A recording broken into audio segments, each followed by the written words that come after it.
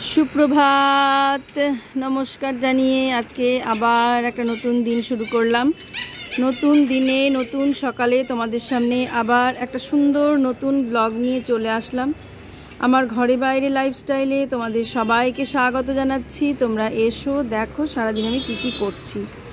আশা করছি তোমরা নিশ্চয়ই ভীষণ ভালো আছো, আর আমিও ভীষণ ভালো আছি। অনেক দিন পর আবার এ দেখো ট্রেনের আর কিছু বলার নেই। অনেক দিন পর আবার তোমাদের সঙ্গে বারান্দা থেকে আমি আমার ব্লগটা শুরু করলাম। দেখতে থাকো, তাহলে আমার সঙ্গে থাকো।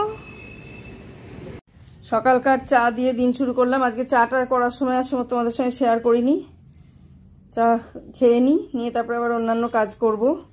দেখতে থাকো। সকাল শুধু প্রার্থনাটা হয়েছে। আর এই দেখো বিছানা তোলা হয়নি এখনো। ওই দেখো, এই যে বিছানা এখনো গুছানো হয়নি, পড়ে আছে। যেদিকে বালিশ টালিশ সবই পড়ে আছে, সব বিছানা টিছানাগুলো গুছিয়ে নেব। আজকে ওয়েদারটা একটুখানি মানে মেঘলা মেঘলা মনে হচ্ছে, দেখা যাক বৃষ্টি হয় কিনা। দেখতে থাকো আর আমার সঙ্গে থাকো। সারাদিন কি করি দেখো, ভালো লাগবে আশা করছি। ঘুম থেকে উঠে চা খেয়ে তারপরে শুরু করে দিলাম ঘরের অন্যান্য কাজ, যে কাজগুলো আমাদের করতে হবে সেই কাজগুলো করছি। ঘরের বিছানা গোছানো, অনেক দিন ধরে তোমাদের সঙ্গে বিছানা গোছানোটা শেয়ার করিনি। যেদিন চাদরটা চেঞ্জ করেছি সেদিনই শেয়ার করেছি। আর একটা কি বলতো, বিছানাটা সেভাবে যে মানে গরমের সময় বিছানা গোছানোটা তেমন কিছু না, শুধুই কম্বল দুটো থাকে। অনেকের আছে এসি কমফর্টার, সেগুলো ভাঁজ করে, কিন্তু আমাদের সেটা নেই। তাই শুধু যেগুলো আছে পাতলা পাতলা কম্বল, ওগুলোই আমরা এসি চালাই যখন তখন গায়ে দিই। আর কারণ হচ্ছে আমি একটুখানি খুব বেশি মানে করে দিই, ঠান্ডাতে শুই। সবাই একটু কম ঠান্ডাতে শোয়, আমার এবার একটু বেশি ঠান্ডা লাগে, মানে অতিরিক্ত গরম সহ্য করতে পারি না আমি। সেই কারণেই কম্বল গায়ে দিয়ে চালাতে হয় সেটা। তো যাই হোক, অতিরিক্ত গরম পড়ছে, কিছু করার নেই। আর ওইটুকুই তো একটু শান্তি, যখন এসে একটু রাত্রে শুই তখনই শান্তি। আর তাছাড়া সারাটা দিন এই ছতলার উপরে টপ, মানে আমাদের যে ফ্ল্যাটটা, সেই ফ্ল্যাটটা তো একদম ছতলাটাই, মানে ছতলাই আছে আমাদের ফ্ল্যাটটা। তা সেই টপেই আমরা থাকি। আর টপে কি পরিমাণ গরম সেটা তো তোমরা জানোই, নতুন করে আর তোমাদের কি বলবো। এইসব ছেড়ে নিয়ে তারপর আবার মানে এসব গুছিয়ে নেব। গুছিয়ে নিয়ে মানে ছেড়ে নিয়ে আবার চেঞ্জ করে নিয়ে যাব রান্নাঘরে গিয়ে রান্নাটা করে নেব। চাও করব একটু, আর একটু স্যুপ করব। সেই কারণে আর কি ঘরগুলো আগে গুছিয়ে নিই, কারণ এখন টগরি রান্না করছে ওদিকে। টগরি রান্না করে চলে যাবে, তারপরে আমি ওগুলো করবো। টগরি সব কেটে জোগাড় করে দিয়ে যাবে। আবার টগরি আসা শুরু করেছে, কারণ আমরা ভেবেছিলাম যে পারবো, কিন্তু একটা মাস আমরা মানে নাজেহাল হয়ে গিয়েছি। আর যে কটা দিন ওকে ছাড়ানো হয়েছে, সে কটা দিন আমরা পুরোপুরি মানে একসঙ্গে সব একে রান্না করতে হচ্ছে। তারপর বুয়াইয়ের ওই অবস্থা, হসপিটাল বাড়ি করতে হচ্ছে। সে মানে সাংঘাতিক পরিস্থিতির মধ্যে দিয়ে গেল।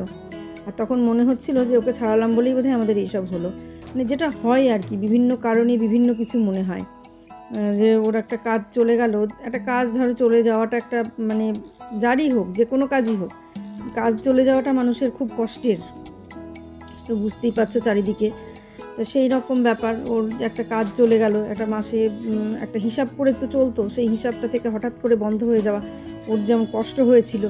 তখন আমি বারবার বুয়ার বাবাকে বলেছিলাম যে দেখো, ওকে এখন ছাড়িও না, এখন না ছাড়িয়ে, হ্যাঁ বারবার এক কথা, আমি কোথা থেকে দেবো টাকা, এটা একটা কথা। তারপরে আমি বাড়িতে বসি বা কী করবো, আমি তো সব হেল্প করে দেবো, এরকম আমি তোমাকে সবটা হেল্প করে দেবো, এরকম একটা ব্যাপার। কিন্তু দেখো মাঝে মাঝে করা আর এই একটানা রান্না করা এতদিন ধরে করিনি। আর সত্যি কথা বলতে আমি আগুনের কাছে থাকতে পারি না, আমার প্রচণ্ড হাই প্রেশার। একাধটু না, মানুষের হয়তো অল্প একটু আধটু মানে হয়, কিন্তু আমার এতটাই হাইপার টেনশন, মানে হঠাৎ বেড়ে যায়।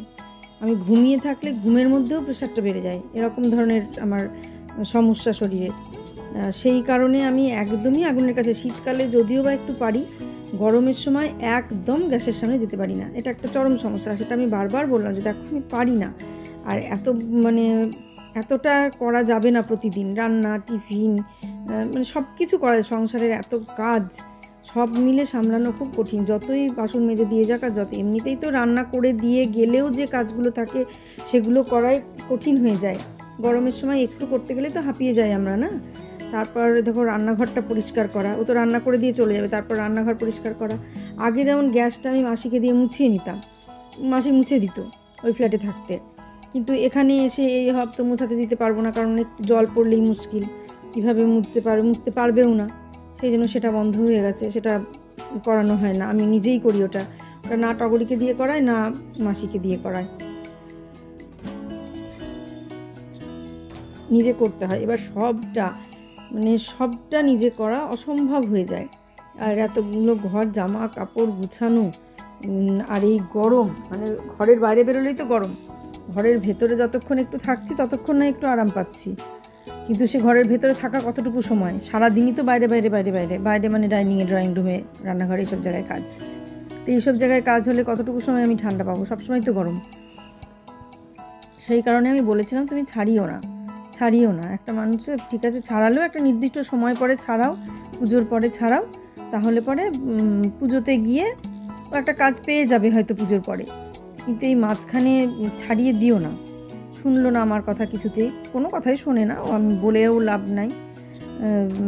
যেগুলো আমার করার মতো সেগুলো আমি হয়তো করে নিই নিজের থেকে জোর করে, কিন্তু বললে অতটা শোনে না। কিছু ব্যাপার আছে, যদি আজ বললে আমি বললে আমার কথা শুনতো, তাহলে অনেক কিছুই করতে পারতো জীবনে।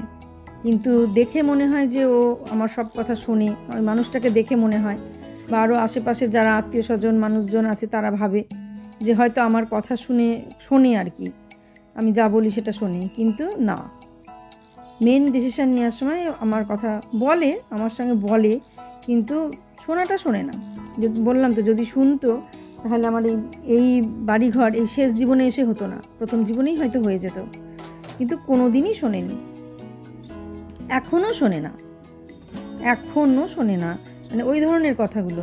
এই যে বললাম যে ছাড়িয়ে দিতে, না আমি পারবো না। বাবা মানে চেষ্টা করে দেখো না, ঠিক পারবে। তাহলে এই যে এখন লাগাচ্ছ, এখন কি পারবে না?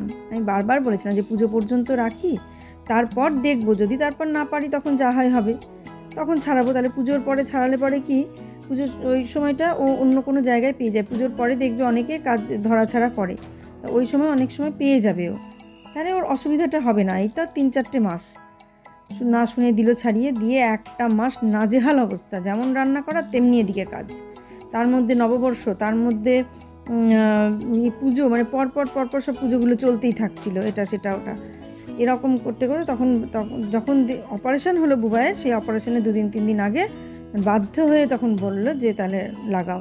তখন আর উপায় নাই, দেখছে কি করবে, সেই কারণে তখন বাধ্য হয়ে, তাও বলছিল না লাগাতে হবে না, মানে মা ছিল, মা একা আছে, ও করে নেবে, একটু যা হোক তা হোক, আগের দিন রান্না করে রেখে দেবো, করে নেবে। যখনই কোথাও যাব আগের দিন রান্না করে রেখে যাব, বা ভোরবেলায় কোথাও বেরোতে পারবো না, আমাকে আগের দিন রান্না করে রেখে যেতে হবে, এই করে তো কোথাও যাওয়া যাবে না, এইভাবে তো চলা যায় না। জীবনটা তো শেষ হয়ে গেল, শেষের দিকে না, এখন তো জীবন আমার প্রথম দিকে নয় যে আমি এখন ঠিক আছে এখন নিয়ে করি, পরে আমি আরাম করব, সেটা তো নয়। আমি তো একটু ঘুরবো, আমি তো একটু বেড়াবো। তুমি এখন রিটায়ার করেছো, এখন তো বেরোতে পারবো, এর আগে কি ছিল, স্কুল ছুটি পাচ্ছি না, অমুক না তমক না, এই করে বেড়াতাম না, কিন্তু এখন তো সেই ছুটিটা আছে তোমার, তাহলে আমি তো এখন বেরোবো, বেরোতে গেলেই যদি আমাকে রান্না করে রেখে বেরোতে হয়, তাহলে তো সেটা সম্ভব নয়। এভাবে তো আমি চলতে পারবো না, আর তো বাঁচতে পারবো না। তাহলে তুমি এক কাজ করো, আমাকে বিদায় দাও, আমি আমার মতো থাকি, তুমি তোমার মতো থাকো, এইভাবে আমি পারবো না, অসম্ভব। বলছে হ্যাঁ আমি করে দেবো, সব আমি করে দেবো, সেটাও আমি সহ্য করতে পারবো না। তুমি সব কিছু করবে আর আমি ঘরে বসে থাকবো চুপ করে, সেটাও আমি পারবো না, কারণ আমি তো করতে পারছি না, আবার চোখেও দেখে সহ্য করতে পারছি না, পারবো না, এইভাবে সম্ভব নয়। তারপরে যখন বুবাইয়ের ওই পরিস্থিতিটা হয়ে গেল, তখনও বললো যে থাক তাহলে এই মাসটা পরের মাস থেকে লাগাবো, মানে একটা মাস যখন গিয়েছে তাহলে একটা মাস থাক। কিন্তু এমনই হলো, ওকে সেই মাসটাও ও বাদ দিতে পারলো না, ওই মাসেরই 26 তারিখ থেকে লাগাতে হলো, জুন মাসের, কারণ বুবাইয়ের অপারেশনটা জুন মাসের 26 তারিখেই হলো, সেই জুন মাসের 26 তারিখেই টগরিকে লাগাতে হলো।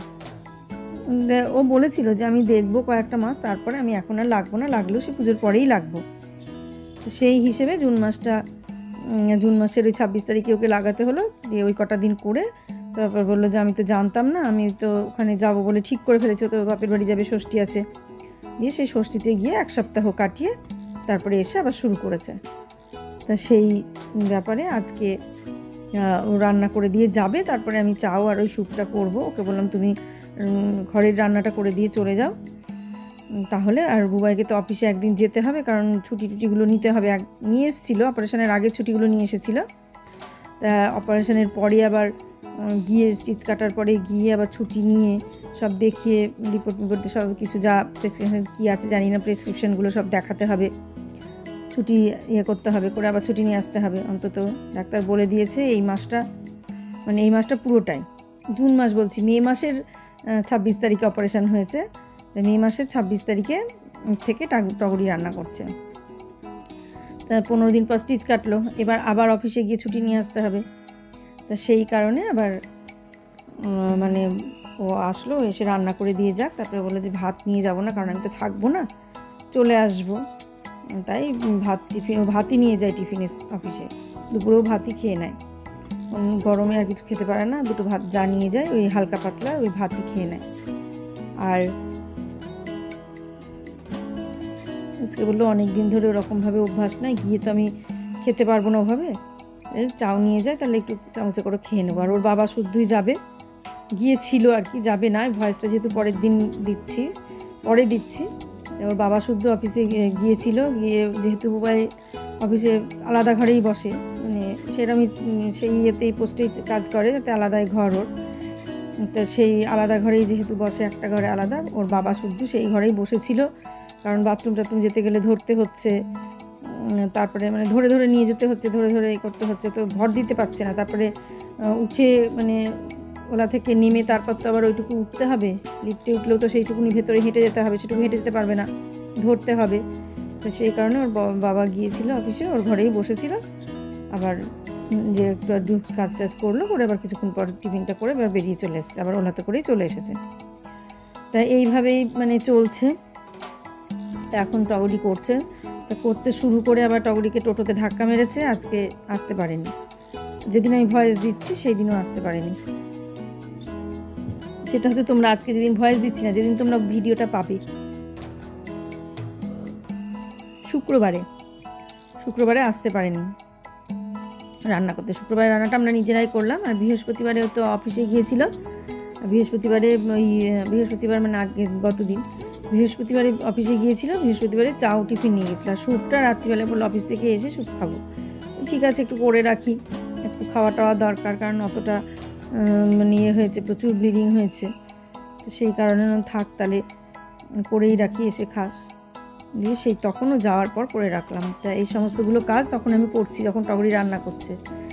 আজকে আবার ওর মেয়েকে নিয়ে এসেছে, তো মেয়ে আবার বই খাতা নিয়ে আসে, অঙ্ক বই খাতা নিয়ে আসে পরে। তো ওইখানে আর ওপরে সিলিং ফ্যানটা চালালে পরে ঘরটা আরও বেশি গরম হয়ে যায়, রান্না করে তো সিলিং চালালে ঘরটা গরম হয়ে যায়। তার মধ্যে দাঁড়া, এটা গোছানো নেই, অগোছালো হয়ে আছে। সেই যেদিন ওকে স্টিচ কাটাতে নিয়ে গেছিলাম মঙ্গলবার, সেদিন থেকে এরকম হয়ে পড়ে আছে। আমি এসব গুছাতেও পারিনি, কিছুই করতে পারিনি। আমারও তো আমার শরীরটাও আর চলছে না, আমি পেরে উঠি না। তা সেই কারণে আমি বললাম যে গুছাতেই পারিনি, এগুলো পড়েই ছিল। তারপরে আমি বললাম যে তাহলে এক কাজ কর, দাঁড়া, ও বসবে কোথায়, বসার জায়গা না, তুই চেয়ারে বস, আমি এক্ষুনি গুছিয়ে দিচ্ছি, কারণ এটা গুছিয়ে নিয়ে আমি রান্না করবো, তোর মার হয়ে গেলে আমি করবো। তো তার আগে আমি এটা গুছিয়ে দিই। বিছানা গুছিয়ে নিলাম, গুছিয়ে নিয়ে তারপরে এটা গুছলাম। এমনিতে যে যেটা যেরকম হয়ে পড়ে থাকে সেটা সেরকম হয়েই পড়ে থাকে না, আলাদা করে তো নোংরা করার কেউ নেই। একটা বাচ্চা টাচ্চা তো সেরকম নাই যে ঘর দুয়ার নোংরা করবে বা উলট পালট হয়ে যাবে বা কিছু, সেরকম ব্যাপারটা তো নেই। সেই জন্য যেটা হয় সেটাই হয়। এই আমরাই এখানে বসি, টিভি দেখি রাত্রিবেলায়, ওই আমাদেরই আমাদের বসা ওঠাতেই যা যেটুকু হয়। আর এই যে এইটা প্রতিদিন তোলা হয় কেন বলো তো, ঢাকনাটা, এই টেবিলটাতেই আমরা খাই, আমরা কেউ ওই দিককার ওই টেবিলে খাই না। তার কারণটা কি? কারণটা হচ্ছে সামনে টিভিটা আছে। বুয়াই যদি এখানে এসে বসতে পারে না, তাও আজকে এসেছিল, বললো আজকে গিয়ে বসেই খাবো মা, তাই বললো ওখানে বসেই খাবো না। ঠিক আছে আয়, ও এখানে এসে বসে খেলে মনটাই বেশ শান্তি হয় যে না পারছে। তা সেই হলো ব্যাপার। তাই আবার টগরির মেয়েকে বললাম যে তুই সেই এখানে বসবি, তারা গুছিয়ে দিই। সেই দিন থেকে অগোছালো হয়ে পড়ে আছে, পাতা টাতা হয়েছিল, এগুলো মেঘার মা বাবা সব এসেছিলো, সব পেতেছিলাম। তারপরে আবার চলে গেল, তারপরে পাতাই ছিল না, একটু নোংরা হোক তারপরে তুলে কাচবো, পাতাই ছিল। তারপরে আবার বুয়াইকে নিয়ে যাওয়া হলো স্টিচ কাটাতে, তখন আবার সেখান থেকে কুশান নিয়ে যাওয়া হয়েছিল, এমনি যেতে পারবে না, সেই গাড়িতে করে কুশানটা পায়ের তলায় দিয়ে বসেছিল, দিয়ে গিয়েছিল, আমরা সবাই মিলেই গিয়েছিলাম।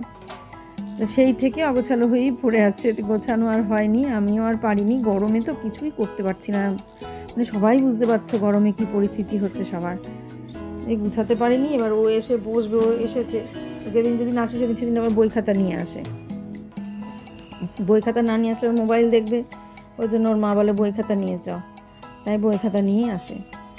নিয়ে এসে ওই দেখো বলে দাঁড়া গুছিয়ে দিই, তারপর তুই বস। আর এই যে দেখলে বড় একটা কোটো আর এই হলুদ রঙের বক্সটা পরে ভালো করে দেখাবো, এই বড় কোটোটা নিলাম, কিন্তু সেই কোটোতে আমি কিছু রাখতে পারলাম না। ওই দেখো করে মেয়েটা নিয়ে এসছে বই খাতা, ওই দেখো একটা ব্যাগে করে নিয়ে এসছে, বসলো। আবার আমি বললাম দাঁড়াচ্ছি, একটা সোফাটা একটু ঠেলবো, একটু ওঠ, তাই আবার একটু উঠলো, উঠে আবার ওখানে এসে বসলো। বলছে আমাকে দেখা যাচ্ছে যে মামি, তাই বলছে।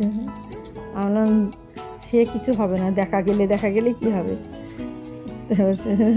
মানে ওর এমনি ওর একটুখানি সামনে আসার খুব শখ, কিন্তু সবসময় তো আর হয় না, ভিডিও করি না, দিয়ে সেই জন্য বলছে মামি আমাকে যে দেখা যাচ্ছে, আমার কিছু হবে না, তুই বসে থাক, দেখা গেলে।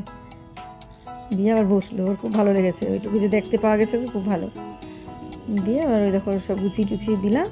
এবার ওকে ওই ফ্যানটা, টেবিল ফ্যানটা চালিয়ে দেবো, ছোটো ফ্যানটা। আর ওই সিলিং ফ্যান চালানো যায় না, প্রচণ্ড গরম, ওপর থেকে গরমটা নিয়ে তারপরে রান্না হয়, গোটা ঘর আরও গরম হয়ে যায়।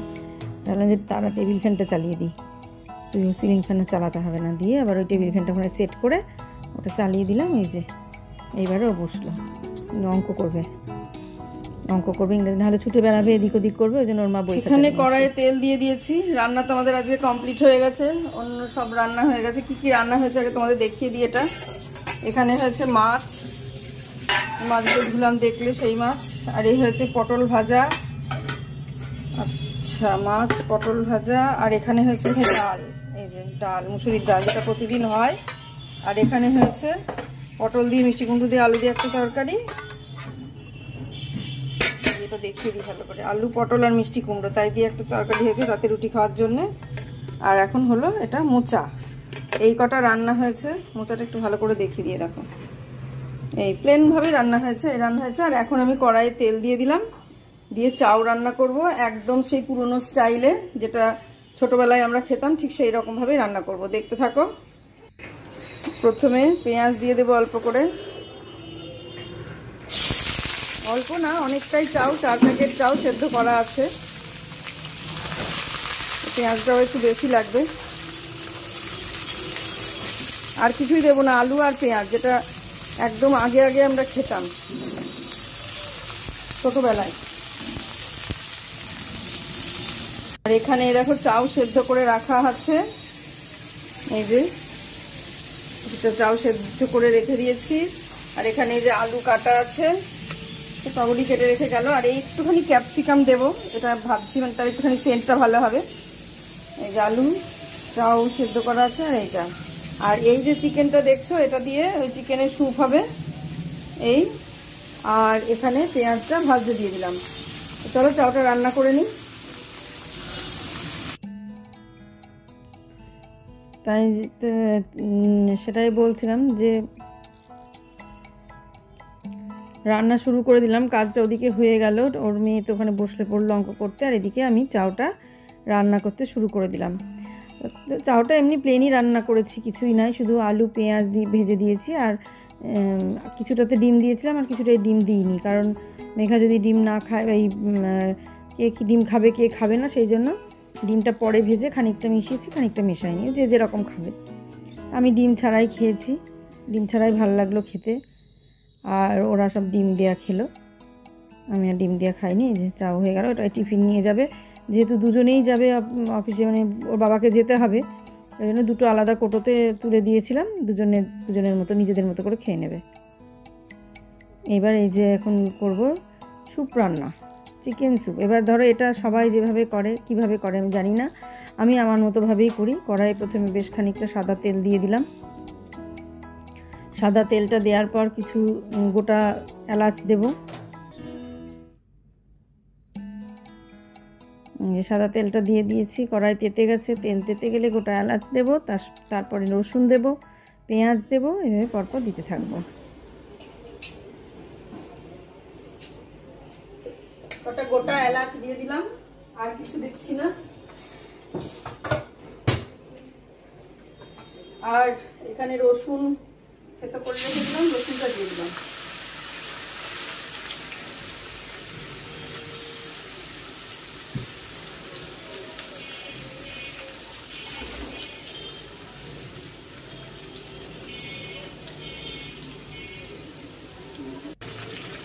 রসুন দেওয়ার পর রসুনটা একটুখানি ভাজা হয়ে যাক, সেন্ট বেরোতে শুরু করুন।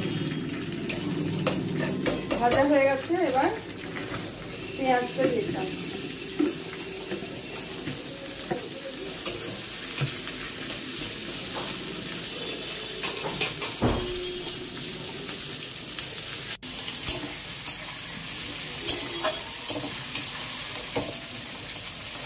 পেঁয়াজটা ভাজা হবে একটুখানি অল্প, তারপরে দেবো হচ্ছে, পেঁয়াজটা প্রায় নরম হয়ে গেছে। এবার দেখো, সবাই সবার মতো করেই করে, মানে আমি এরকম করে করছি বলে ভেবো না যে এরকম ভাবে তো করে না, এরকম ভাবে করছো সেসব না। আমি যেমন ভাবে করি আমি তেমন ভাবেই তোমাদেরকে মানে দেখাচ্ছি। যেহেতু আমি ভিডিও করি সেজন্য যেটা রান্না করি সেটাই শেয়ার করছি, যেটা করছি আর কি। এর মধ্যে পেঁপে আর গাজর দিয়ে দিলাম, এগুলো খুব বড় করে কাটা নেয়, ছোটো করেই কাটা আছে। এখন এটাকে এইভাবে নিয়ে ঢাকা দিয়ে দেবো, একটু লবণ দেবো, দিয়ে ঢাকা দিয়ে দেবো। আচ্ছা, এর মধ্যে ক্যাপসিকামও দেবো, ক্যাপসিকামটা একটু পরে দেবো, এখন দিলে তো একদম গলে যাবে, সেই কারণে ক্যাপসিকামটা একটু পরে দেবো। এই যে ক্যাপসিকাম কেটে রাখা আছে, ধুয়ে নিই, দিয়ে দেবো।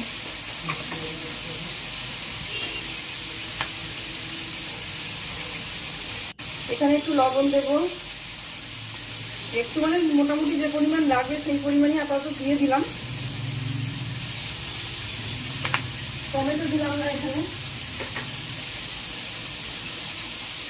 লবণ দিয়ে নেড়ে ফেড়ে গ্যাস কমিয়ে দেবো, দিয়ে একটু ঢাকা দিয়ে দেবো।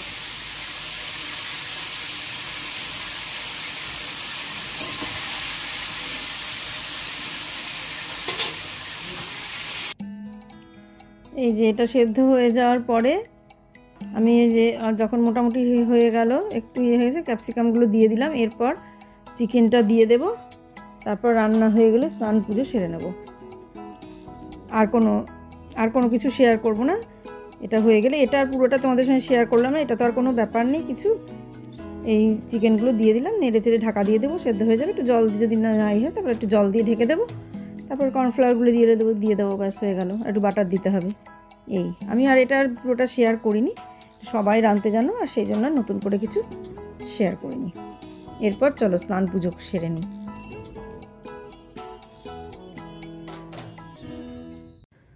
স্নান সেরে পুজো করে চলে মানে স্নান টান করে পুজোটা করে নিলাম।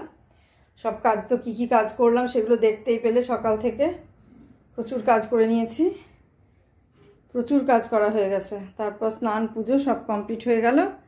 এবার চলো ব্লগটা আজকে এখানেই শেষ করে দিই, কারণ আর বড় করা যাবে না, অনেকটা বড় হয়ে গেছে, অনেকটা বড়। আর আজকে কিছু সাদা ফুল মাসি এনে দিয়েছে, এই দেখো অনেকগুলো সাদা ফুল এনে দিয়েছে। বেশ আমার ভালো লাগলো এই ফুলগুলো দিয়ে পুজো করতে, অনেক দিন পর এই ফুলগুলো পেলাম। এই দেখো, দেখিয়ে দিই, গুরুদেবের চরণে আছে। এই দেখো, এই ফুলগুলোর কথা বলছিলাম। এইগুলো মানে ছোটোবেলায় তুলতাম, তুলে তুলে পুজো করতাম, মা পুজো করতো, আমরা তুলে নিয়ে আসতাম গাছ থেকে পেরে। আর এই দেখো, লোকনাথ বাবাকেও দেখিয়ে দিলাম, লোকনাথ এইখানটায় দিয়ে দিয়েছি সবাইকে সেই ফুল দিয়েছি। মাসি এনে দিয়েছিল ফুলগুলো, একটা প্যাকেট দেখলাম, একটা কোটো দিতে বলেছিল, সেটা দেয়া হয়নি। আজকের মতো এখানে শেষ করে দেব ব্লগটা। আবার পরের দিন একটা ভালো ব্লগ তৈরি করব, চেষ্টা করছি যতটা ভালো পারা যায় দেওয়ার জন্যে। আজকের মতো ব্লগটা এখানেই শেষ করলাম। তোমরা সবাই ভালো থেকো, সুস্থ থেকো, সাবধানে থেকো। সামনের দিন একটা সুন্দর নতুন ব্লগ দেখার অপেক্ষায় থাকো। আজকে আসছি তাহলে।